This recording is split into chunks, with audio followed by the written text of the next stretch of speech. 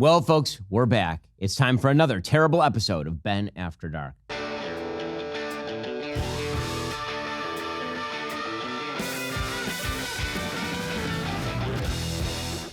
Well, the DNC has come to a close, and it was a spectacle of joy and more joy, and so much joy it was coming out your ass because joy! Do you feel the joy?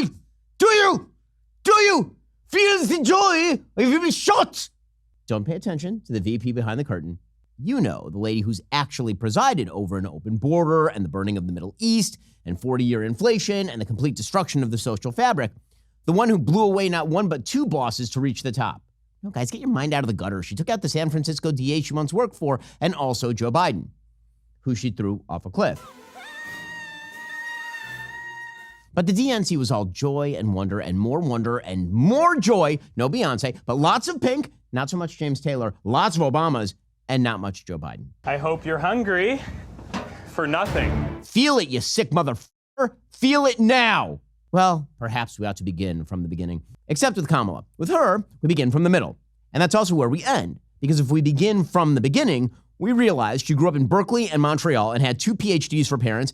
And if we start from the end, well, she's the most unpopular VP in history. With Kamala, the things you're supposed to notice are that she was once a McDonald's employee, her only employment ever in the private sector, and where she belongs right now, asking if you also want fries with that. And also that she was supposedly a hard-charging DA in San Francisco.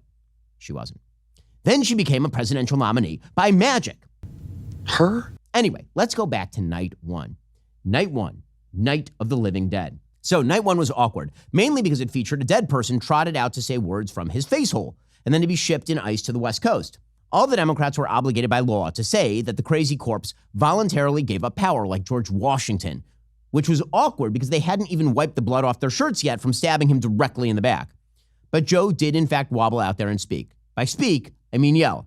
And by wobble, I mean wobble. This is a live shot of President Joe Biden. The shell of a current President Joe Biden, or as I like to call him, the ghost of elections past, took the stage at 11:30 p.m.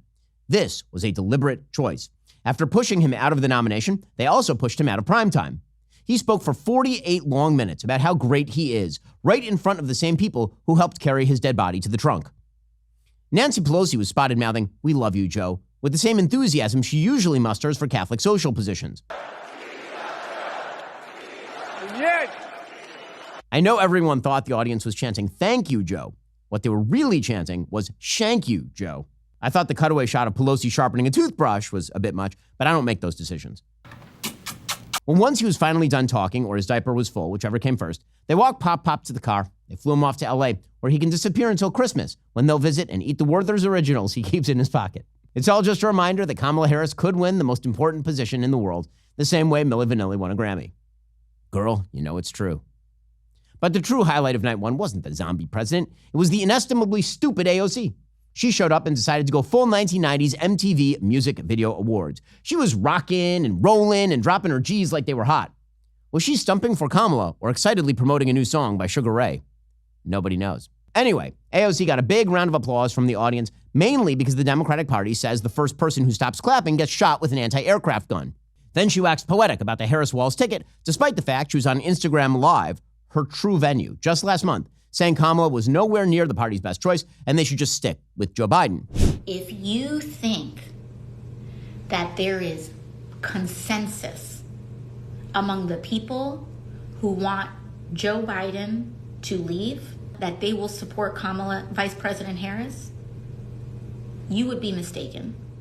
Now, this would be awkward, but guys, she's not a politician. She's one of the stars of Coyote Ugly. Don't expect consistency, just awesome dancing and fun. Well, AOC is full of joy, so much joy, ready to stump for her socialist sister, Kamala, working in tandem to market a new vision of herself, one who has realized that a spoonful of sugar makes the anti-Semitic medicine go down. But not all is well in the squad paradise where you get 72 abortions after martyring yourself. Ilhan Omar was angry at AOC, and oh brother, was she mad. Sorry. Oh husband, was she mad. Uh-oh, there's tension in the terror cell. There's dissent amongst the ranks. Someone is not getting a Gaza-scented candle for Kwanzaa. Listen, AOC hasn't changed. She's just more changeable. She's a great liar, just like Kamala. Whereas Ilhan Omar is evil, but not a great liar. I'm just rooting for the battle at this point. It'll be like Freddy versus Jason. just with way fewer morals and even less remorse when killing kids. AOC was not the only stellar performer on night one. Let's not forget the irrepressible Dick Durbin, who once compared American soldiers to Pol Pot. At the DNC, he sounded like a commercial from the 80s to get kids not to smoke. Want a pay raise?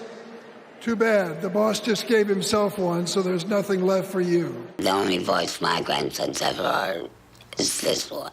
Dick Durbin has the stage presence of a faulty muffler.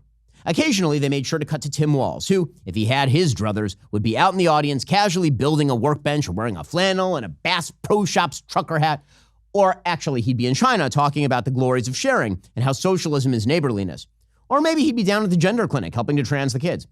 Maybe he'd be setting up a snitch line for those who didn't stay inside during COVID. Or perhaps he'd be helping burn down liquor stores in Minneapolis. See, the most wonderful thing about Tim Walz is his childlike sense of wonder. Every single cutaway shot of him looks like a baby discovering bubbles for the first time. He claps his hands like a child. He wildly gesticulates. And this, we are told, is authentic enthusiasm. Or cocaine. Cocaine will turn you into a damn owl, homie. You know what I'm saying? Yeah. You'll be... Walz is a career liar. He lied about that time he got a DUI. He said he was deaf, when actually he's just dumb. He lied about his rank in the military after abandoning the men he said he would join in Iraq, then ditching them to run for office, just like a real American hero would. He lied about his wife's IVF in order to rip into J.D. Vance. But, according to the media, he's honest, he's down to earth, he's a man of the people, the kind of guy you'd want to go hunting with if he didn't want to take your gun and then let crowds of BLM rioters set fire to your business and beat you to death. But Tim Walz's actual energy is the energy of the stupid sitcom dad. It's true. He's got a good heart, but he's always losing his keys and bumping his head on the fridge and then calling in Mamala to explain to the kids why drugs are bad. Poor Tim, what a good guy, He's like John Goodman in Roseanne, except fatter and less charming. See, it's all marketing, guys. These are the same extremists they've always been, only now they pay Kelly from The Office to hang out with them. Meanwhile, Kamala Harris continues to avoid interviews and questions and focus on memes. Voting for Kamala Harris at this point is like voting for Keyboard Cat.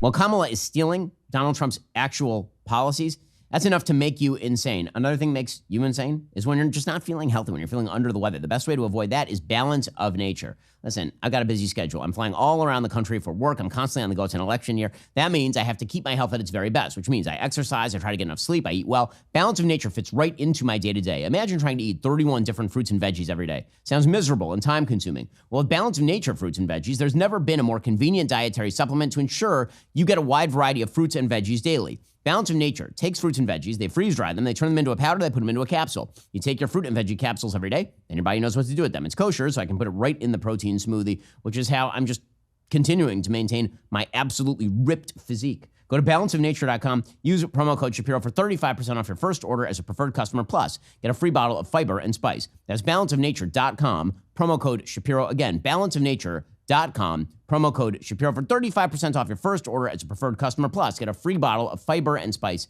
That is balanceofnature.com, promo code Shapiro for 35% off your first order as a preferred customer and that free bottle of fiber and spice. And this brings us to night two. The big story here was that awesome roll call. You know, the one where they got a DJ to play bar mitzvah music, while a bunch of disproportionately bad dancers of middle age bopped out to Little John. They're already ignoring the fact that this candidate wasn't actually elected by her party. She was aggressively forced into the show like Aaron Spelling used to do for his daughter Tori.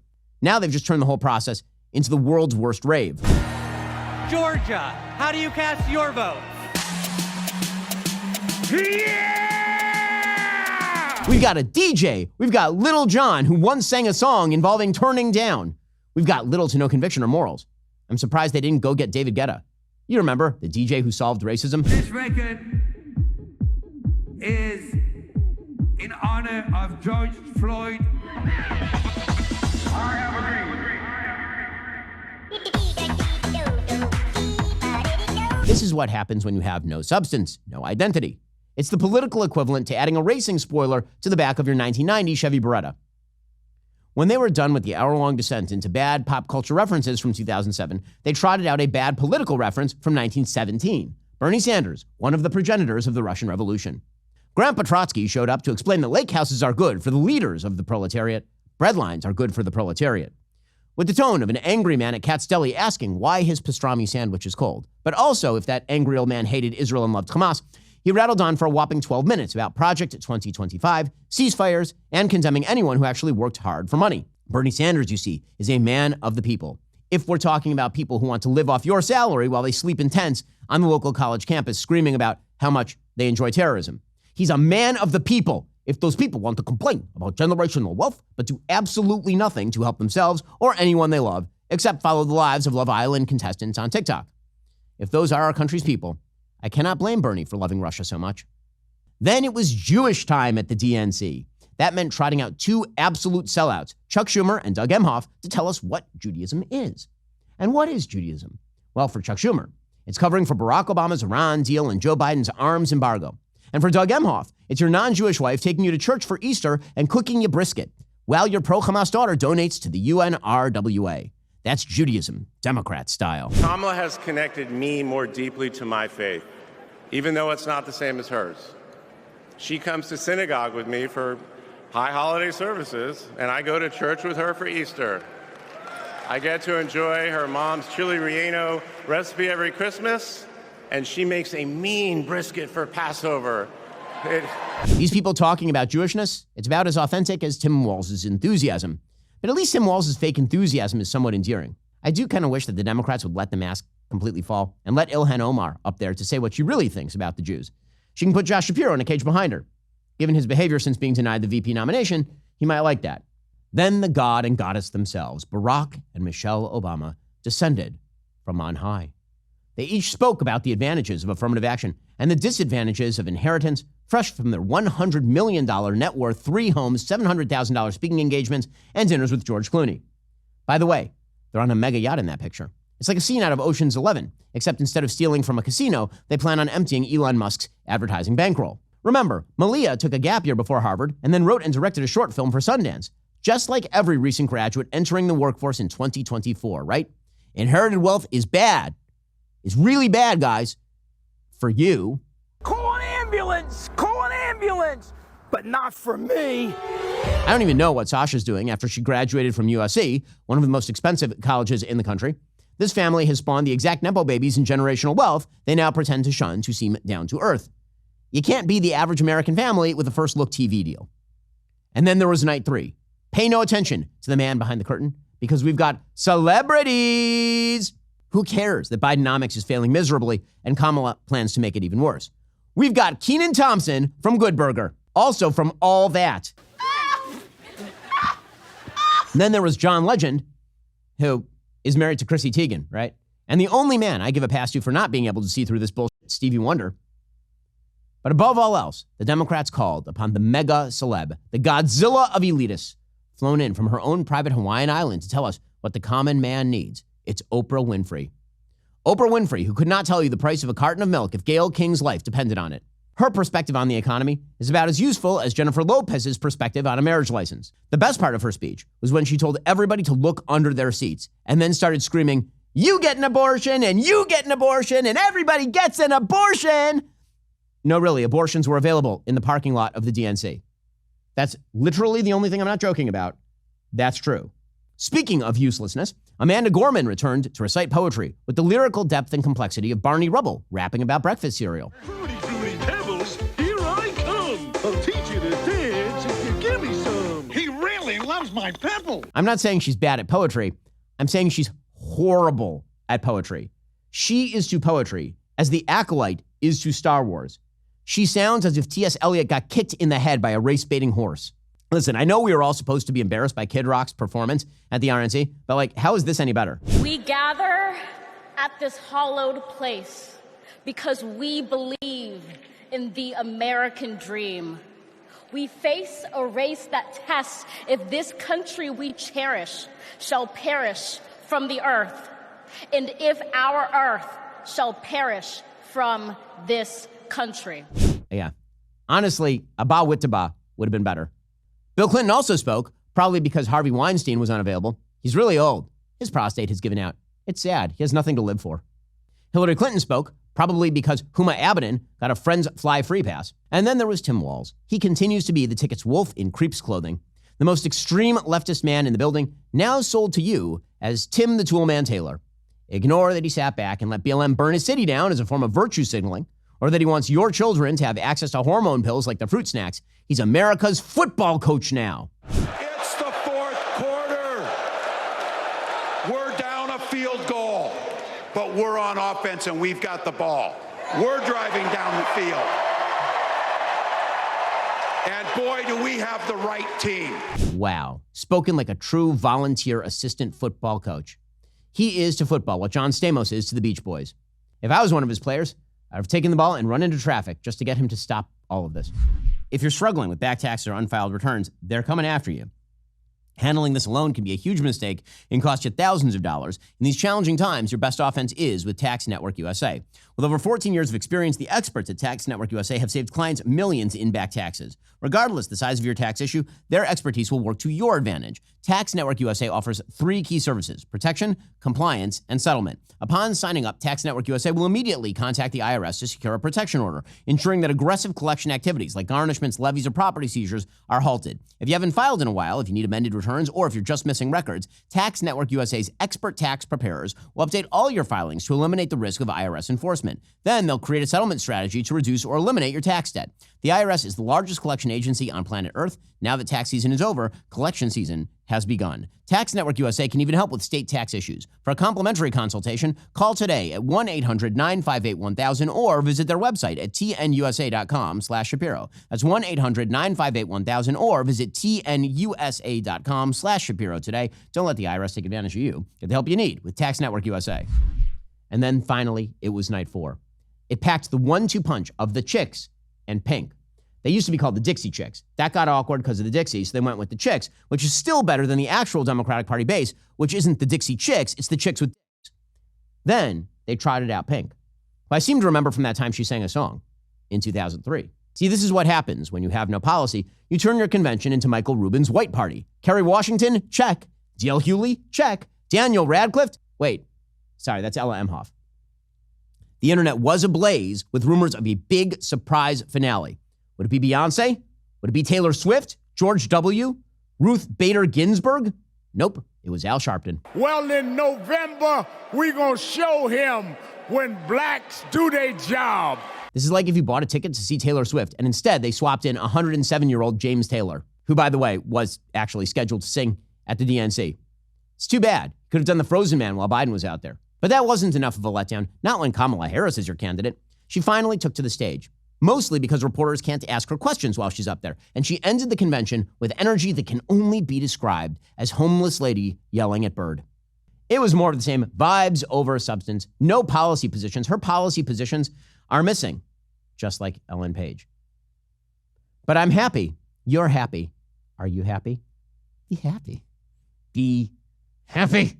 Mentioning nothing of the fact that 1 month ago she was seen as a dismal political failure. Now she's the country's savior, all because they smothered an old man with a pillow in the middle of the night. Honestly, she should wear a necklace with one of Joe Biden's teeth on it, or wear his skin as a jacket or something, like she killed a rabid bear to rule the village. Although Chief Elizabeth Warren would have seen that as some form of cultural appropriation. Well, that was the DNC, an inspiring sight, to the media at least, who promptly bought out every last bottle of lube at Amazon.com. I haven't heard of an orgy of that size involving Bill Clinton since Jeffrey Epstein's Island. Anyway, you too should be orgasmically joyous. You must, by law. And if you're not, it's because you hate America. And Kamala, whose name you must pronounce correctly, you must love her, or you're a racist. Kamala Harris. Unless you're a Democrat. Then you can mispronounce it. When you're a Democrat, they let you do it. You can do anything. Alrighty, folks. We'll be back here next week with the recap of next week's insanity on Ben After Dark.